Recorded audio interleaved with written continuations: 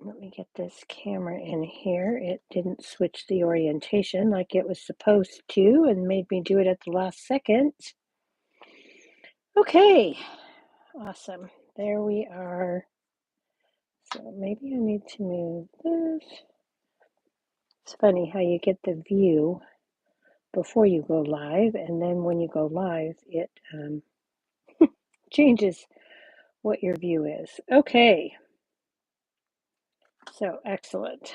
All right, let's go ahead and get YouTube up on my other device so I can see who's on and what you're saying. So let's see. Hopefully this will all work well for me tonight. So let's get it up. No, I don't want to sign up. There we go. And let's try this. And oh, good. Live chat came right up, or top chat. Let me switch that to live. All right. Yay. There we go. Welcome, welcome, welcome. I'm going to be working with the Meandering Meadows suite today, really the Meandering Meadows Designer Series paper and the Garden Meadows stamp and die bundle. Both of these items are on the last chance list. Let me look real quick and see if that paper is on the last chance. Oh, the paper is also on the last chance, but it is not discounted. So there we are.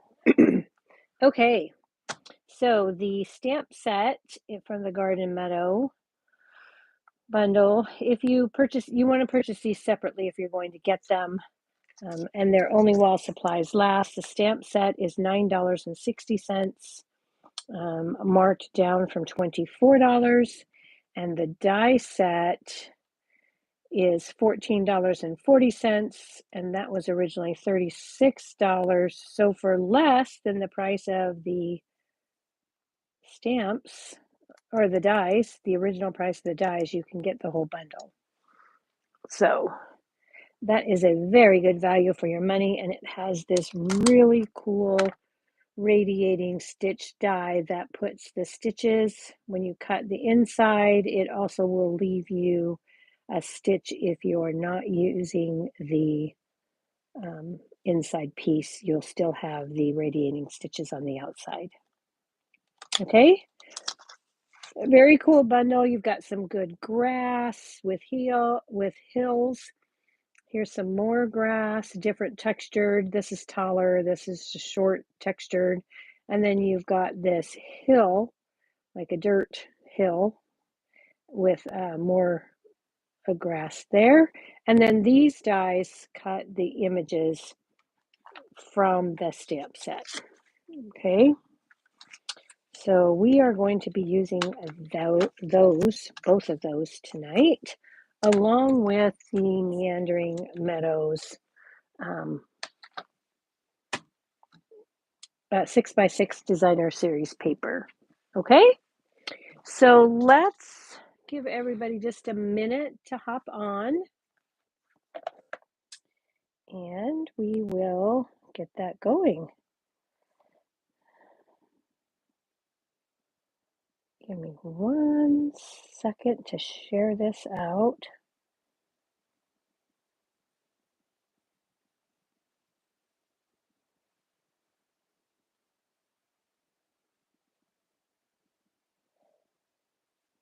And then we'll get going. Okay. All right.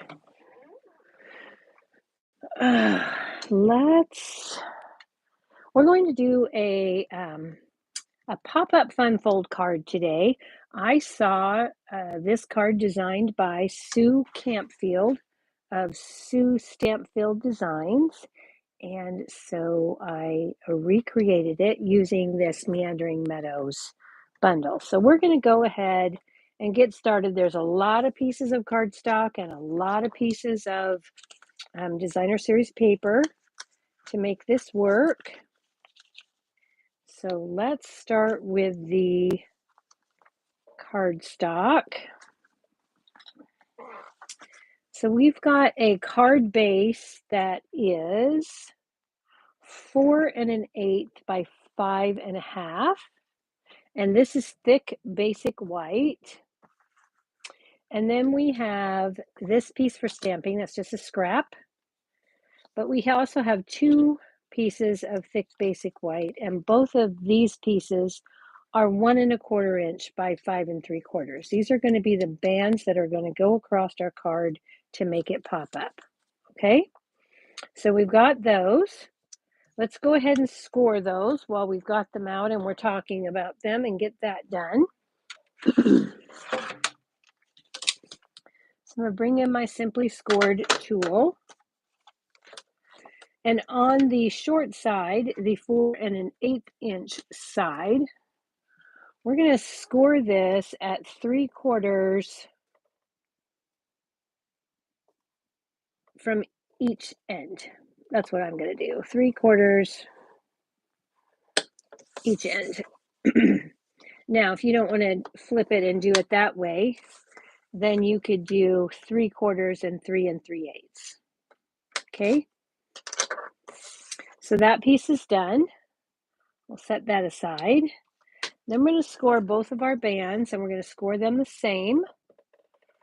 So we're going to score these at 3/4, 2, 3 3/4, and 5 inches.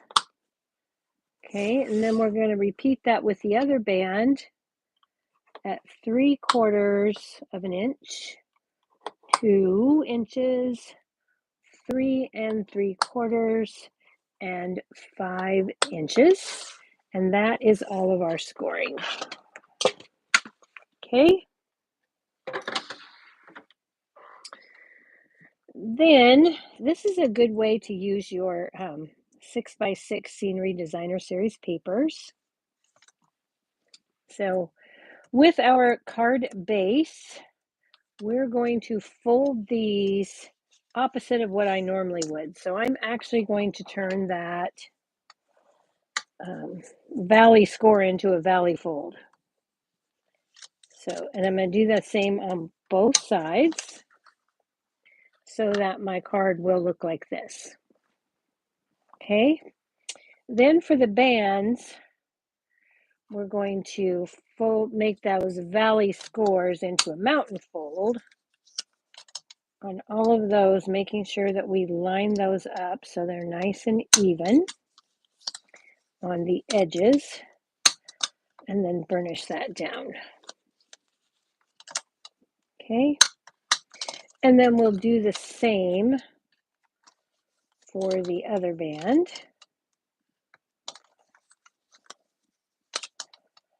Okay, almost there.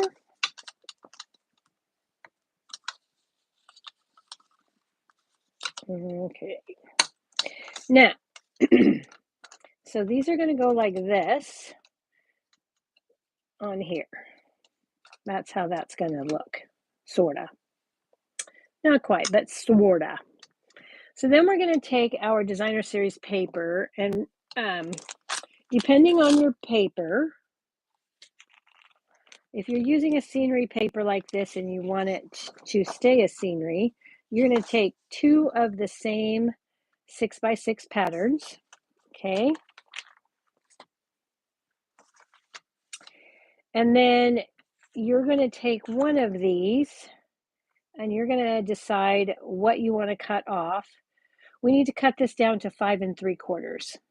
So it'll be 6 inches by 5 3/4. So you either take 1/4 of an inch off the top or 1/4 of an inch off the bottom, your choice. Okay. And then you're going to put that into your trimmer and you're going to decide which side you want your pattern to be. And then you're going to cut 5/8 inches. And Okay, so in this case, I went from the left-hand side. Let me show you. I'm not using the exact same paper. I don't have any of this left. So you would take this, you're going to cut 5/8 of an inch, and then you're going to cut 2.5 inches, and then 5/8 of an inch. Okay, and keep your pattern in the same orientation because you want the seam to show. Okay, and then depending what's on the back, you can cut your pieces for your bands from the back if you don't care if they line up with what's left, because you're going to have a piece that looks like this that's left. I did cut these right, didn't I? Let me make sure this is, oh yeah, 5 1/4. Or 5 3/8. Yeah, that's right. So 5 3/8 is actually what you want to cut your paper at. It's more than 1/4 inch you're cutting off. You're just cutting out 5 3/8. So whether that's top or bottom, you make that choice. Okay. And then you'll have this piece left of that 6x6. And this is where I say, if you don't care what the back looks like, you can strategically cut this piece to get all of the pieces that you'll need for the band. Okay. But because I want my scenery top and bottom to match, I'm going to pull in another piece of that same paper, and I'm going to cut 1 1/8 inch off the top and 1 1/8 inch off the bottom. And then I'll have this piece left for another project. And I'll have 2 pieces that are 6 inches by 1 1/8 inches. Okay. And then I'm going to bring these in because this would be my 6-inch piece. I cut them at the same time. I stacked them and cut them.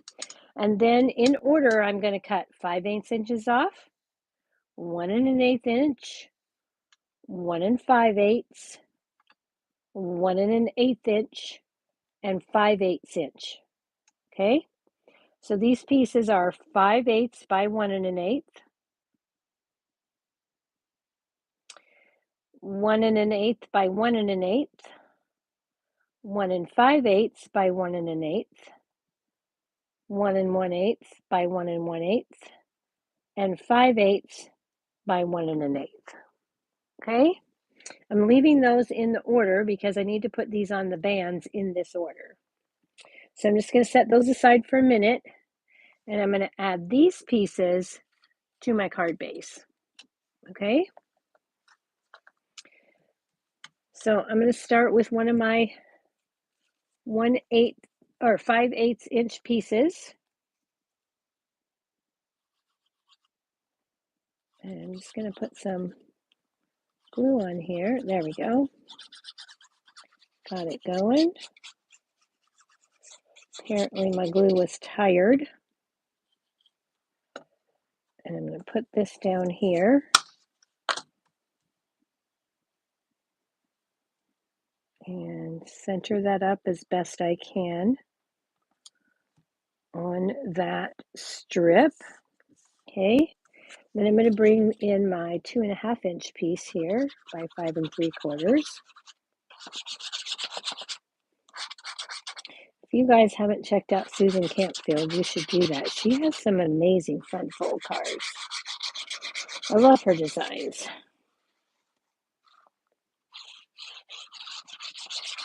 Okay, so now I'm going to put this down, center that in that panel, and try to match my top and bottom margins as best as I can. And finally, we're going to put this last 5/8 inch strip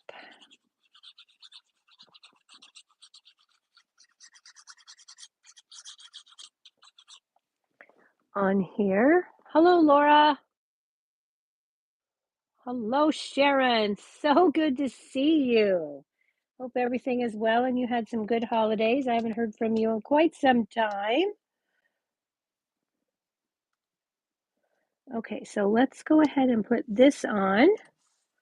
Okay, so now we've got our piece. Again, your designer series papers 5/8 inch by 5 3/8, 2.5 by 5 3/8, and again 5/8 by 5 3/8. Okay, so let's bring in our bands, and I'm going to start with my pieces because my flower pieces are at the bottom of my scenery here. I'm going to make this my bottom band.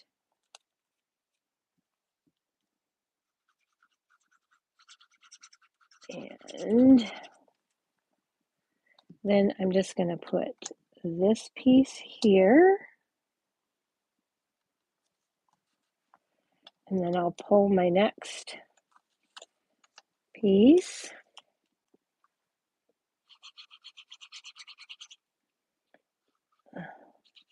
Oh, there's that. Now I got it flowing.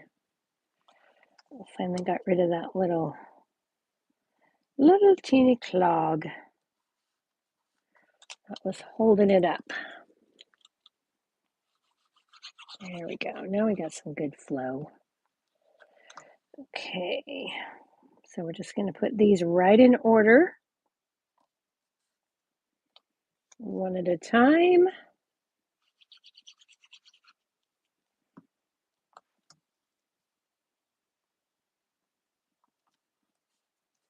Now you could, instead of designer series paper, you could use an embossing folder on a strip of 1 1/8 by 6 inch paper, and then cut it up and use the embossed pieces.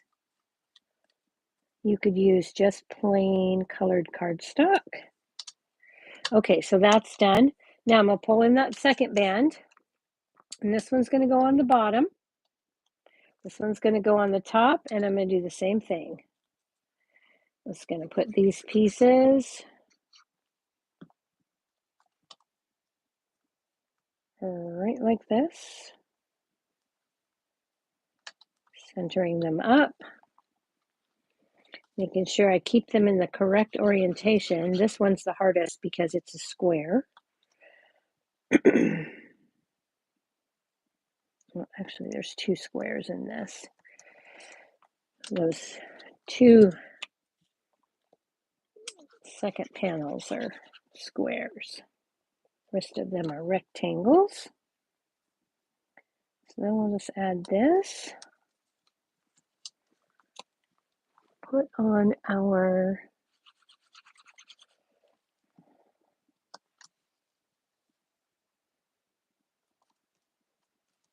second square, and then finally our last piece of designer series paper. Okay. Now at this point, it's okay to go ahead and make our card, and then we'll decorate it.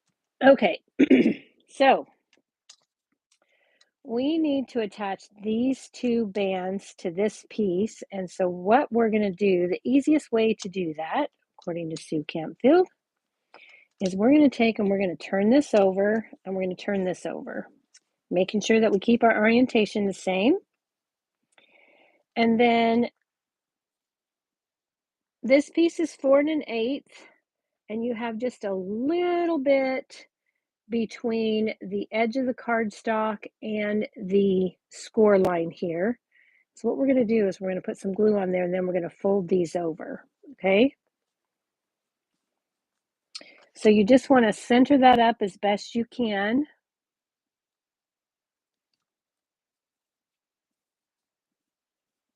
And then I'm going to put a little bit of liquid glue right here.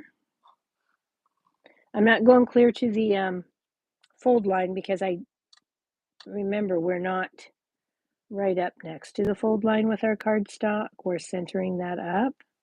But if I do the liquid glue, then I have a chance to move that around, make sure I've got those 2 pieces lined up at the top. Okay, and then I'm going to repeat that over here.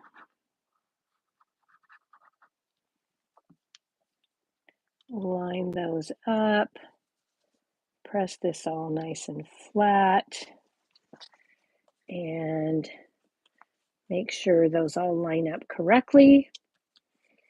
And then we're going to do the same thing with the bottom band. So we're going to take our band and we're just going to flip it over.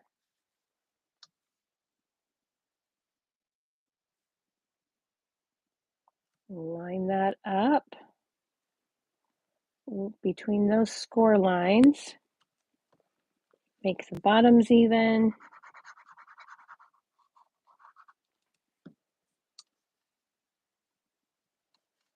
And get that all lined up so everything is nice and snug. And then we'll add some more liquid glue over here.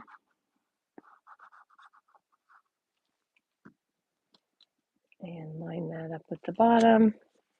Give those a press. Let them sit. And then our card's just going to pop open. Okay, so it'll lay flat in an envelope, and then when your recipient takes it out, it'll pop up. Pretty cool, huh? Susan Kempfield designed it. She did a wonderful job. All right, so now we're going to take this and we're going to add a piece of window sheet that will give the illusion that we have a floating design. So I'm going to take a piece of plastic sheet. This is window sheet. It's available in the online store and it is 1 5/8 by 4 inches. And for this, I'm going to pull out my glue dots. And I'm going to put my glue dots on the front of my window sheet. So I'm just going to add those to the corners and put one in the center. And I'm going to do that top and bottom.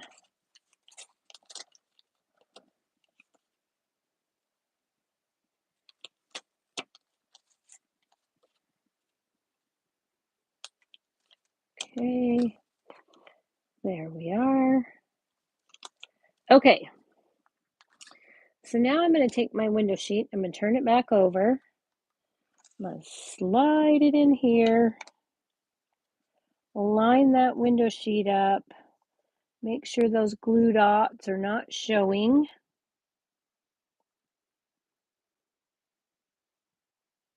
I'm just going to line that. I know you can't really see the window sheet. Whoops. Get that all nice and straight. And then I'm going to give that a press. Pick up those glue dots. Give that a press and pick up those glue dots. And now I have a window sheet in here, okay? Now let's go ahead and get our stamping done. I'm going to set that card base aside. I'm going to bring in, this is actually a piece of thick basic white, but you can use regular basic white. This just happens to be a leftover piece from cutting, so why not use it? And Stampin' Up! Actually recommends that you use the thick basic white when you're using Stampin' Blends, and we will be using Stampin' Blends. So I'm going to give this wheelbarrow from that Garden Meadows stamp set a stamp, and then I'm going to close that up. I'm going to set that aside for a minute. We're going to stamp our sentiment. And actually what we're going to do is we're going to stamp and emboss our sentiment. We're using a piece of garden green. Just going to take my embossing buddy from my Embossing Additions toolkit. Well, there's where my adhesive eraser ran off to. I couldn't find. Okay, so I'm going to pull out my kit. And I've got my Wow Opaque Bright White. Go ahead and open that up and get it ready. Taking my Versamark watermark stamp pad, the Happy Birthday sentiment from the Garden Meadows. Yes, I'm only using one stamp set today, one stamp and die bundle. That's it. And then I'm going to stamp this without spilling that at the very bottom of this piece,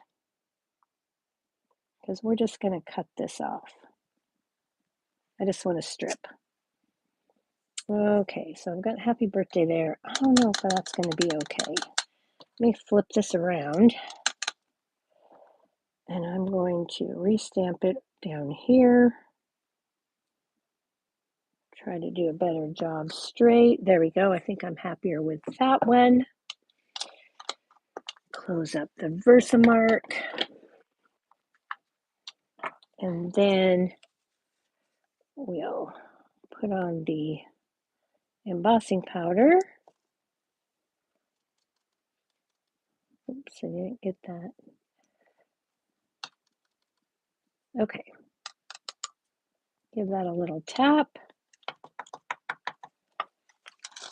I like to use a coffee filter. You can use the little pour spout to get it back in, but you know, this is old school. I find it easier. I do love the tray for holding all this stuff, so I know right where everything is. And if it falls off of the coffee filter into the tray, I can still put it back into the bottle.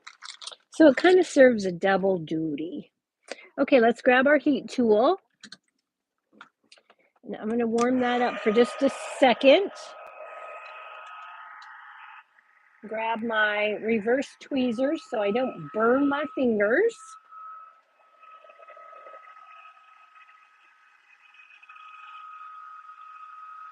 And I'm going to emboss both of these and we'll decide which one we use. Oh, Sharon, I'm glad you love that card. I was very excited when I first saw the design for the fold itself, and I thought, oh, I'm going to try that.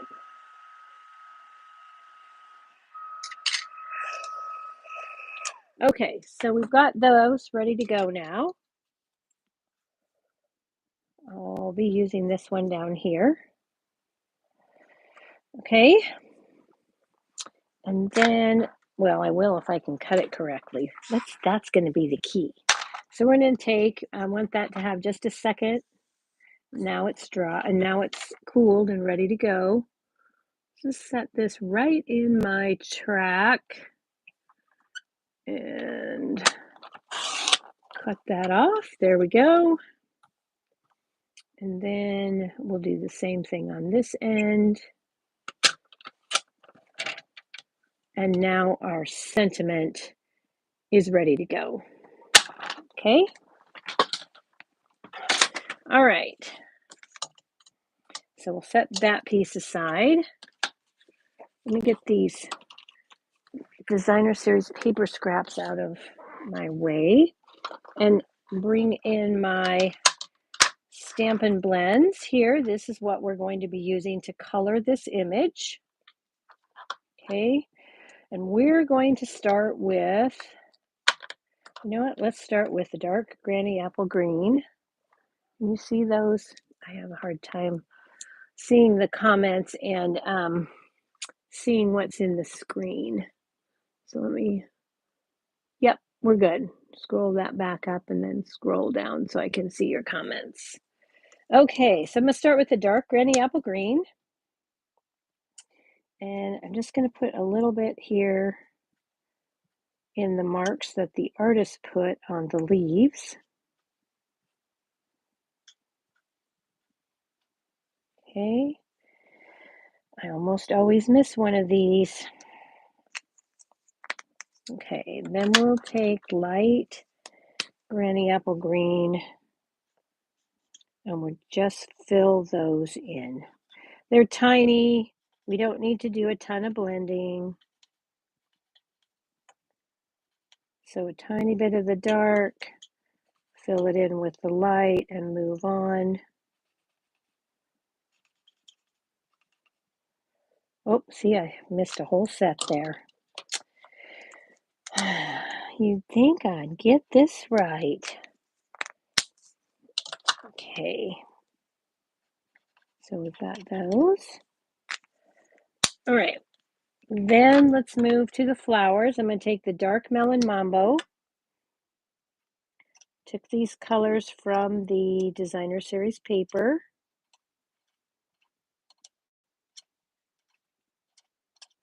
Just going to put a little dot in the center of those and then fill them in with the light.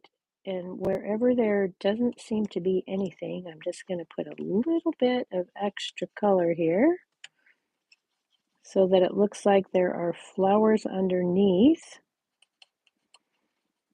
Because there wouldn't be big holes of air here in the wheelbarrow. So we're just going to put that in and make it look like there's layers of flowers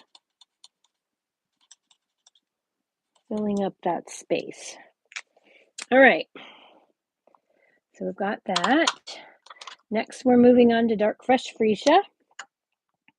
And here I'm just going to go in and just really scribble some color. Okay, and then with the light fresh freesia, I'll go in and give those flowers just a little bit of definition on the edges here.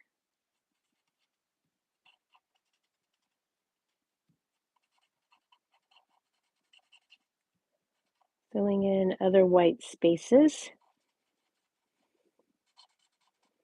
So it looks kind of, I try to make them look a little bit like a hyacinth or something. Okay, and that probably here, I'm going to put just a little bit of the light granny apple green right there. So I forgot that spot. Now let's move to the light and dark blueberry bushel. I'm going to put this on our wheelbarrow. So I'm going to start with the wheelbarrow edge here.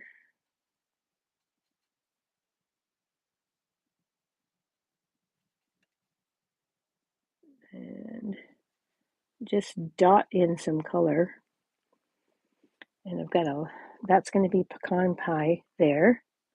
So put a little bit of the dark here and here and here and here, where there would be a shadow. And the artist has some shadows here. So we're going to add that.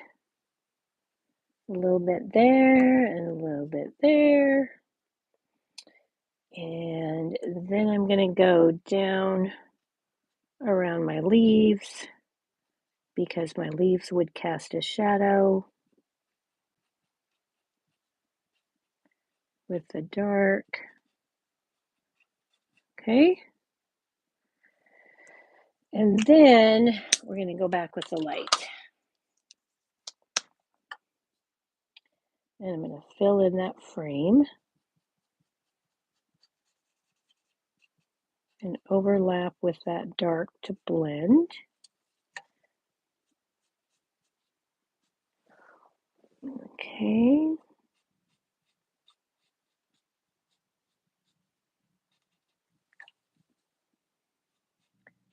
And we are almost done with this. Then we're going to go back on the body. And I like to put a little bit of an outline, which says, hey, stop coloring here. Makes it easier for me not to go out of the lines. Okay, I'm just going to go back with some little swirls there, just to blend that in. And, oh, and then we need the handles. And I need a tiny bit right there on the frame. And then for the handles here, I want them to look a little bit like they're wooden. So I'm going to take some dark pecan pie. And I'm just going to put in just a touch here. So you don't really see much of the handle over there. And then I'm going to fill that in with the light pecan pie.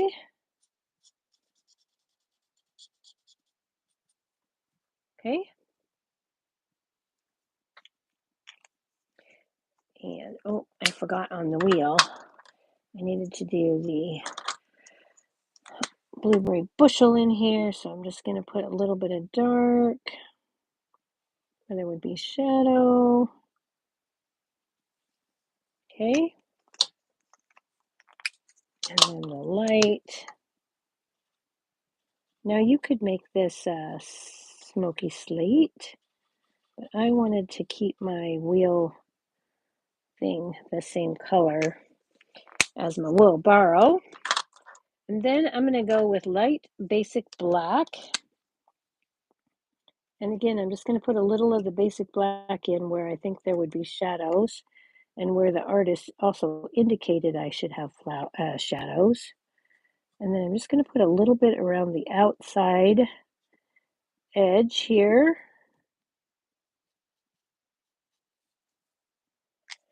And then I'm going to fill in with the dark smoky slate. If I use the basic black combo, I lose a lot of definition on my stamped image because the dark is very dark. And when I do it this way, I get a better result with the light basic black and the dark smoky slate. Okay, now our wheelbarrow is finished. Got that done. Last but not least on this, we're going to take some Wink Stella and we're just going to dot that on or brush that on our flowers. I'm going to do my pink first. And then in case I picked anything up, I'm going to go to a piece of scrap paper and then I'm going to go to my fresh freesia. Okay, got my sparkle on there. Now I just need to cut that out. Okay, and of course we have a coordinating die for that. Wherever I put those, over here. We've got a wheelbarrow. And we've just run that through our die cut machine. And through the magic of television, there it is. Voila. Okay, let's bring back in our card. Bring back in our sentiment. Let's take some more glue dots. That is what I used. No, I didn't. I actually used Stampin' Seal. So let's get some Stampin' Seal. This is going to sit about here. It's going to be floating. It's going to look like it's floating in midair.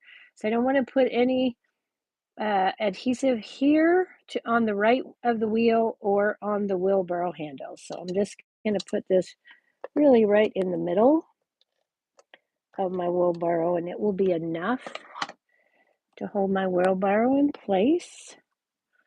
Let's get my third hand here.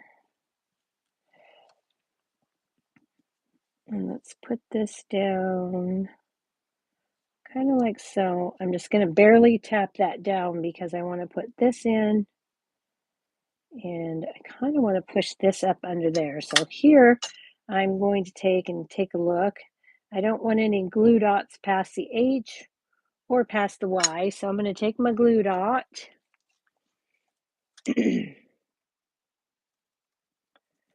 And I'm going to put one at that end, one at this end, about at the A. Oh, you got to have a glue dot there.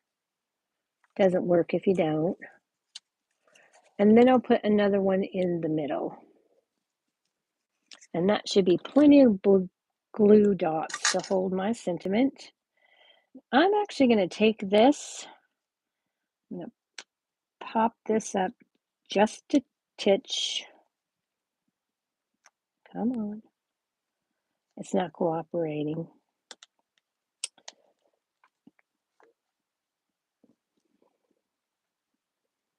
Set that down kind of like